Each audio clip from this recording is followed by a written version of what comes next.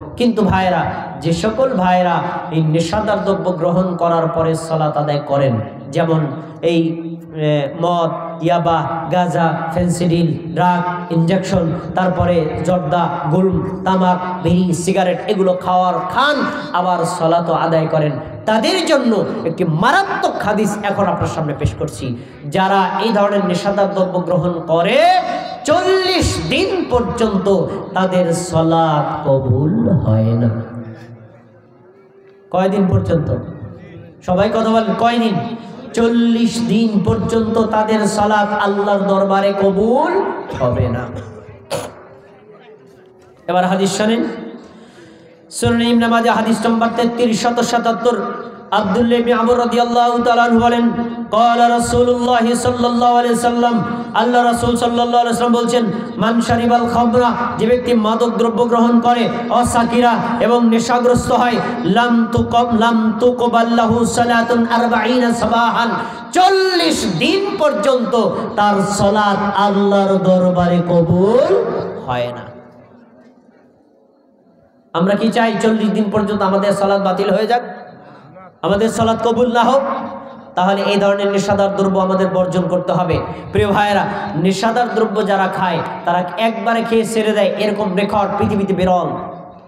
তারা বারবার খায় কারণ নেশায় অভ্যস্ত হয়ে গেছে। এ বিষয়ে হাদিসের সামনে আরেকটু ব্যাখ্যা করে দেওয়া আছে। একবার খাইলেন, 40 দিন সালাত স্থগিত, তারপরে আবার খাইলেন, এভাবে 3 বার পর্যন্ত আপনি গ্রহণ করবেন। নেশাদার দ্রব্য গ্রহণ করেছেন, পরে জানলেন এটা হারাম, আল্লাহর কাছে তওবা করবেন, আল্লাহ তওবা কবুল করবেন। আবার খাবেন, আল্লাহর কাছে তওবা করবেন, আল্লাহ তওবা কবুল করবেন। আবার খাবেন, আল্লাহর কাছে তওবা করবেন, আল্লাহ তওবা কবুল করবেন। কয়বার হলো? কথা বলেন, কয়বার? এবার যদি 4র্থবার খান, আল্লাহ আপনাকে একটি পুরস্কৃত খাবার দিবেন। সে খাবারটা দুনিয়াতে না, আখিরাতে, জাহান্নামের মধ্যে। কি খাবার শোনেন? নবী সাল্লাল্লাহু আলাইহি ওয়াসাল্লাম বলেছেন, ফা ইন আদার রাবিআ, যে ব্যক্তি নেশাদার দ্রব্য 4র্থবার গ্রহণ করে, কানা হাক্কান আলাল্লাহি আইয়াসকিয়াহু মিন রাদগাতিল খাবাল ইয়াউমাল কিয়ামাহ, আল্লাহর হক হয়ে যায় ওই মাতাল লোকটাকে, ওই নেশাদার লোকটাকে রদগতুল খাবাল খাওয়ানো কিয়ামতের দিন। রদগতুল খাবাল, আরেকটি হাদিস আসছে তিনাতুল খাবাল। তখন সাহাবীগণ প্রশ্ন করছে, ইয়া রাসূলুল্লাহ, ওমা রদগতুল খাবাল, আল্লাহ রাসূল রদগতুল খাবালটা কাকে বলে? ওমা তিনাতুল খাবাল, তিনাতুল খাবালটা কি? আমি যদি 4র্থবার মাদকদ্রব্য গ্রহণ করি তাহলে আল্লাহ রাব্বুল আলামিন কিয়ামতের দিন আমাকে তিনাতুল খাবাল খাওয়াবেন, এই জিনিসটা কি? আপনাদের জানতে মনে চায়? সবাই জোরে কথা বলেন, জানতে মনে চায়? জেনে নেন দেখি আপনারা এই খাবারটা কে কে পছন্দ করেন। নবী সাল্লাল্লাহু আলাইহি ওয়াসাল্লাম বলছেন, উসারাতুম মিন আহলিন নার, তিনাতুল খাবাল, রদগতুল খাবাল হলো যারা জাহান্নামের আগুনে পুড়বে, তাদের গায়ের রক্ত, তাদের পুষ, তাদের শরীরের দুর্গন্ধ, যত মারাত্মক নিকৃষ্ট খাবার তাকে খাওয়ানো হবে। নাউযুবিল্লাহ। কে কে খাইতে রাজি আছেন? মানুষের শরীরের ঘাম, রক্ত, পুষ, দুর্গন্ধ, জীবাণুযুক্ত খাবার কে কে খেতে পছন্দ করেন? তারা আজ থেকে বিড়ি খাবেন, আজ থেকে সিগারেট খাবেন, আজ থেকে জর্দা খাবেন, আজ থেকে হেরোইন খাবেন। খাবেন, কিয়ামতের দিন আল্লাহ আপনাকে উপহার দেবেন। কঠোর হাদিস। এ হাদিস যদি জানে, বাংলার জমিনে কোন মুমিন মুসলমান এ ধরনের কু খাবারে অভ্যস্ত হতে পারে না। প্রিয় ভাইরা, তাহলে আমরা এই ধরনের কু খাবার কি গ্রহণ করব না বর্জন করব? বর্জন করতে রাজি আছি না ইনশাআল্লাহ?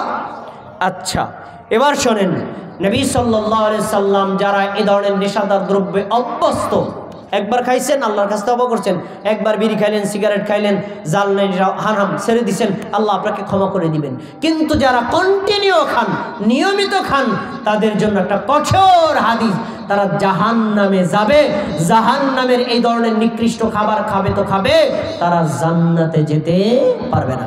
হাদিস শুনেন, নবী সাল্লাল্লাহু আলাইহি ওয়াসাল্লামের হাদিস, আবু দারদা রাদিয়াল্লাহু তাআলা আনহু বলেন, নবী সাল্লাল্লাহু আলাইহি ওয়াসাল্লাম বলেছেন, লা ইয়াদখুলুল জান্নাতা মুদমিনুন খামরি, যে ব্যক্তি নিয়মিত হেরোইন, মদ, ফেনসিডিল, গাঁজা, ইয়াবা, বিড়ি, সিগারেট, জর্দা, উলম, হুক্কা এগুলো খায়, যারা নিয়মিত খায় তারা জান্নাতে প্রবেশ করতে পারবে না।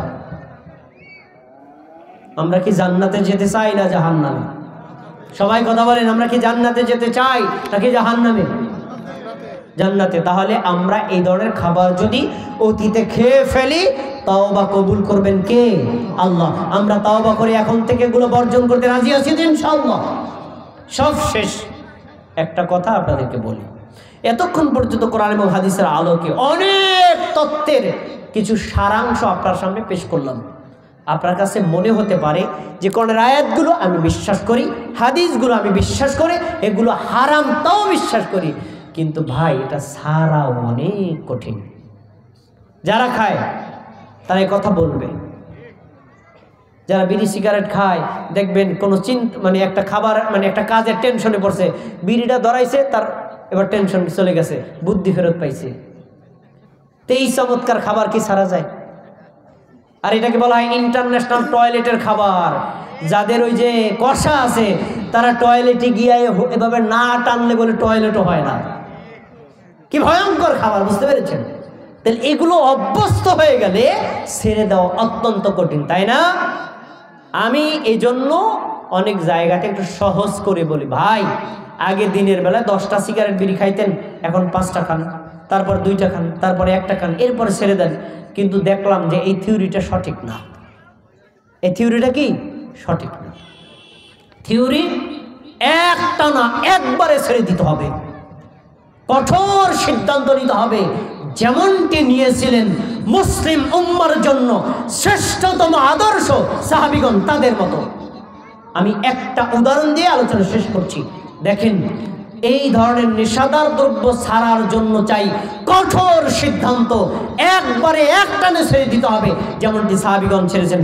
সহিহ বুখারী হাদিস নম্বর 4620, আনাস রাদিয়াল্লাহু তাআলা আনহু বলেন, আমরা মদ পান করতাম।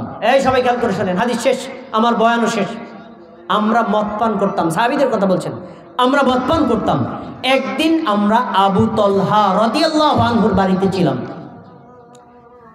তো যখনই মদের হারাম হওয়ার হুকুম হলো, তখন নবী সাল্লাল্লাহু আলাইহি ওয়াসাল্লাম একজন সাহাবীকে বললেন, যাও রাস্তায় রাস্তায়, এলাকায় এলাকায়, অলিতে গলিতে চিৎকার করে বলবা, এ আলা ইন্নাল খামরা কদ হাররামা কদ হুররিমা, এ জেনে রাখো মদ হারাম হয়ে গেছে, এই ঘোষণা দাও।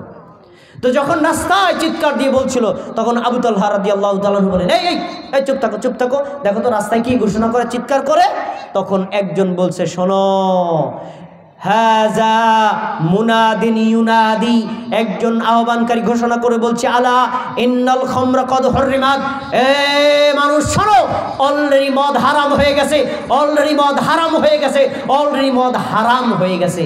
এই কথা শোনার সঙ্গে সঙ্গে ফাকাল লি, আবু তালহা রাদিয়াল্লাহু তাআলা আনহু তিনি আমাকে বললেন, ইজহাব, এখনই ঘরে যাও, ইহরিকাহা, ঠিল্লায় কলসিতে যত মদ আছে সব রাস্তায় ঢেলে দাও, এক টুকরায় 1 সিমটি পরিমাণ মদ রাখা যাবে না। এই সবাই মনোযোগ দিয়ে শোনেন, পরের অংশ থেকে বোঝা যাচ্ছে যে ফাজারাত ফি সিকাকিল মদিনা, সাহাবীগণ যখন শুনলেন মদ হারাম হয়ে গেছে, যার বাড়িতে যত মদ ছিল তারা এই কথা বলেন নাই আজকে তো হারাম হয়েছে, কলসিতে যেটু আছে ওটু খাইয়া লই, তারপরে আর খাবো না। তারা বলছেন আল্লাহ হারাম করেছেন, বাস রাস্তায় ঢেলে দে, রাস্তায় মদের বন্যা বয়ে গেছে।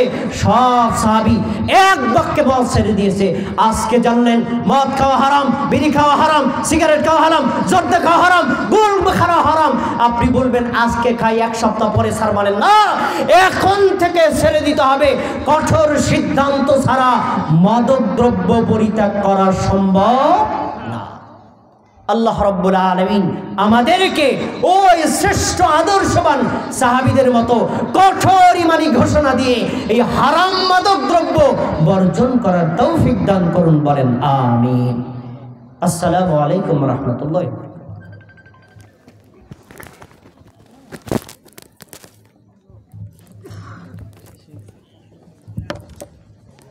আলহামদুলিল্লাহ, জাযাকুমুল্লাহু খাইরান, আহসানান জাযা মুহতারাম। বড় ভাই শহীদুল ইসলাম শহীদ, অন্তর থেকে দোয়া করছি আল্লাহ তার ইলমে বারাকা দান করেন, হায়াতে বারাকা দান করেন, তার মালে বারাকা দান করেন, আল্লাহুম্মা আমিন। নেশাদার দ্রব্যের উপরে ভাই খুব গুরুত্বপূর্ণ আলোচনা করেছেন, আপনারা শুনলেন। আল্লাহ রাব্বুল আলামিন আমাদের সকলকে আমল করার তৌফিক দান করেন। সম্মানিত উপস্থিতি, এখনই এশারের আজান হবে ইনশাআল্লাহ। আজানের পরে আগের টাইমেই আর কি 7:30